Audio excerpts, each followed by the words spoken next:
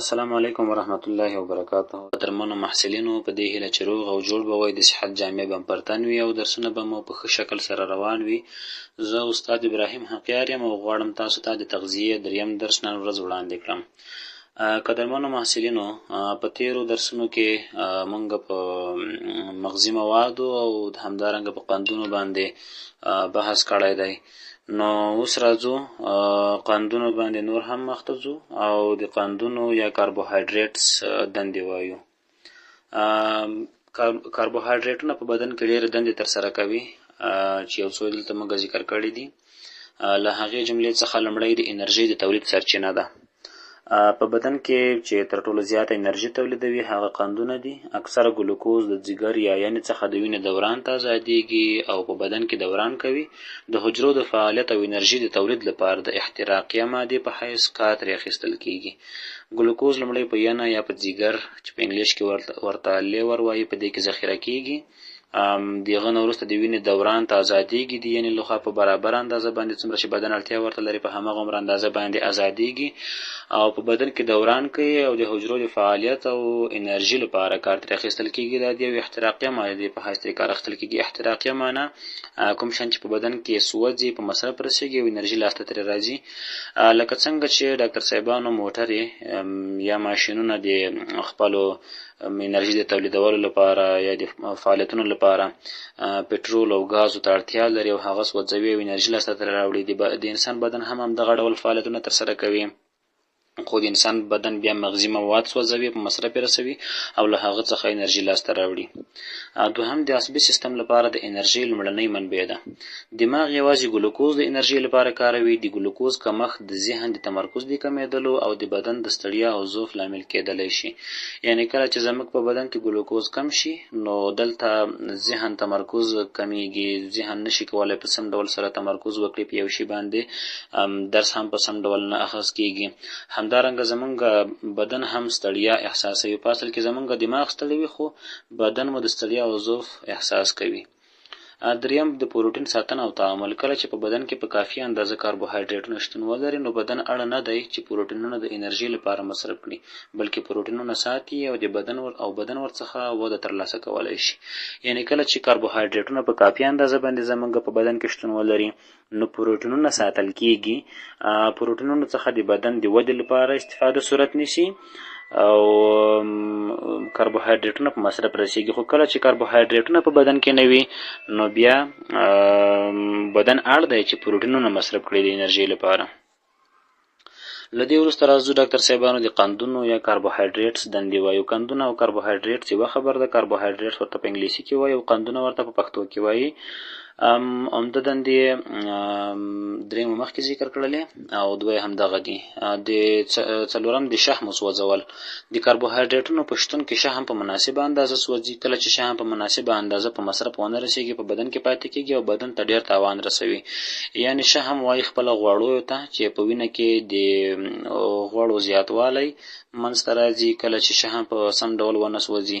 خو کاربوهایډریټونه دي چې له شحم څخه په ښه ډول استفاده کوي او په مناسبه اندازه باندې سوځوي او بدن ته وړاندې کوي تر څو په بدن کې شحم هم په زیات اندازه پاتې نشي او بدن ترې استفاده هم وکړي او خپل فعالیتونه هم په سم ډول ترسره کړي. پنځمه دنده د قندونو چې دا د کولمو او معدې د دندو په ښه شان ترسره کولو کې رول لري. موږ لکتوز ویلی وو چې دغه د قندونو یا کاربوهایډریټونو له جملې څخه ده. لکتوز د کولمو د ګټورو بکتریاوو په وده او نمو کې رول لري. ځینې نور قندونه د بي کامپلیکس ویټامینونو په ترکیب کې ګټور ثابتېږي. یعنی د کولمو او معدې په دنده کې هم په ښه شان سره رول ادا کوي او لکتوز چې دی د کولمو د ګټورو بکتریاوو په وده او نمو کې رول لري. یعنی د کولمو کې هغه ګټورې بکتریاوې چې کوم دي په هغه کې د هغه په وده کې رول لري. موږ دوه ډوله بکتریاوې په بدن کې لرو چې یوې ګټورې دي او بلې زیانمنې بکتریاوې دي. نو ګټورې بکتریاوې زموږ د بدن لپاره ډېرې اړینې او ضروري دي او موږ یې باید ولرو. هغه باید وده هم وکړي تر څو زموږ د بدن فعالیتونه په ښه شکل سره پر مخ ولاړ شي. همدارنګه ځینې نور قندونه دي چې د بي کامپلیکس ویټامینونه لري. یعنی د بي کورنۍ ټوله پکې شاملېږي. د بي ویټامینونه موږ وروسته وایو چې بي 1 بي 3 او بي 6 او بي 12 دغه ټول ویټامینونه د بي کامپلیکس په نوم باندې یادېږي. راځو ډاکټر صاحبانو د کاربوهایډریټونو سرچینو ته چې له څه شي څخه کولی شو کاربوهایډریټونه لاسته راوړو. په لومړۍ کټګورۍ کې شربتونه شاملېږي، یعنې خواږه شیان. د میوو شربتونه دي، خوږې میوې دي، بوره، خواږه جوسونه او نور پروسس شوي خواړه چې دغه ټول د کاربوهایډریټونو سرچینې دي، خو بوره یې تر ټولو زیاته لویه سرچینه ده چې له دې څخه کاربوهایډریټ په زیاته اندازه باندې لاسته راوړل کېږي. په دوهمه کټګورۍ کې غلې دانې لرو، لکه وریجې، جوار، غنم، اوربشې، لوبیا، نخود او داسې نور. له دې څخه هم په زیاته اندازه باندې کاربوهایډریټونه لاسته راوړل کېږي.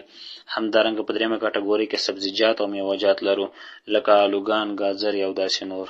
نو دا هغه شیان دي چې کاربوهایډریټونه یا قندونه ورڅخه لاسته راځي.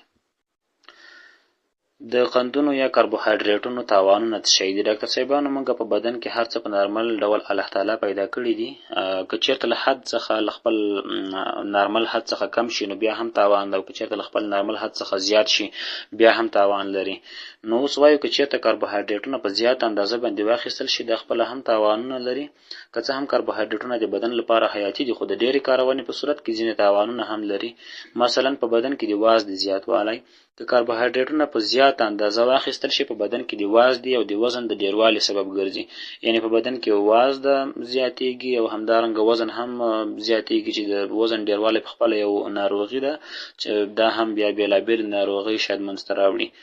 او دوهم د وینې شکره، کاربوهایډریټونه ژر جذبېږي او وینې ته شکره په چټکۍ سره لیږدوي او د شکرې ناروغۍ خطر زیاتوي.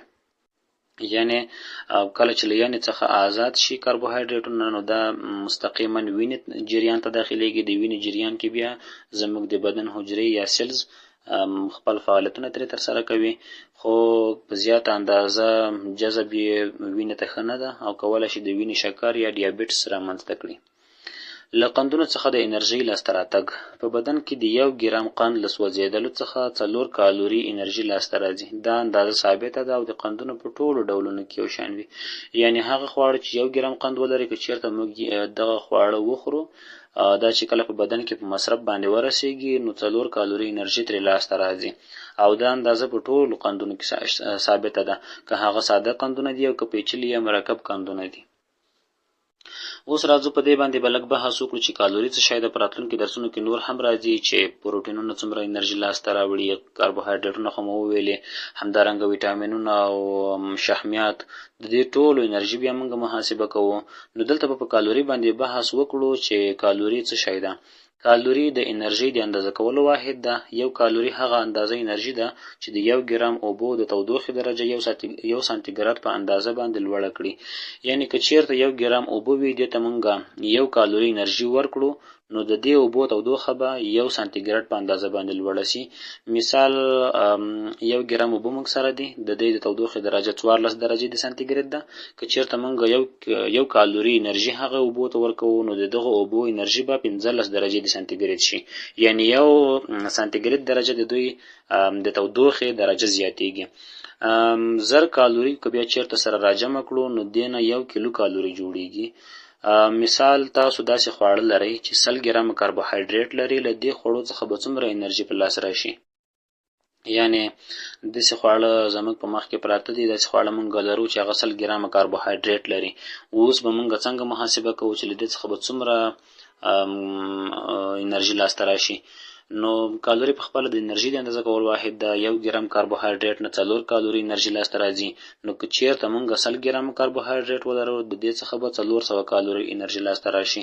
نو 400 کالوري موږ داسې هم لیکلی شو چې 0.4 کیلو کالوري انرژي به ترې لاسته راشي. نو دا دواړه یوه خبره ده، 0.4 کیلو کالوري یا 400 کالوري، ځکه چې 1000 کالوري په خپله 1 کیلو کالوري سره مساوي دی. له توجه څخه مو ډېره زیاته مننه ډاکټر صاحبانو. که کومه پوښتنه لرئ د درس اړوند کولی شئ واتساپ ته میسیج وکړئ، انشاءالله پوښتنو ته به مو ځواب ویل کېږي. په دې هیله چې درس مو اخذ کړی وي او په ډېر څه باندې پوهېدلي یاست.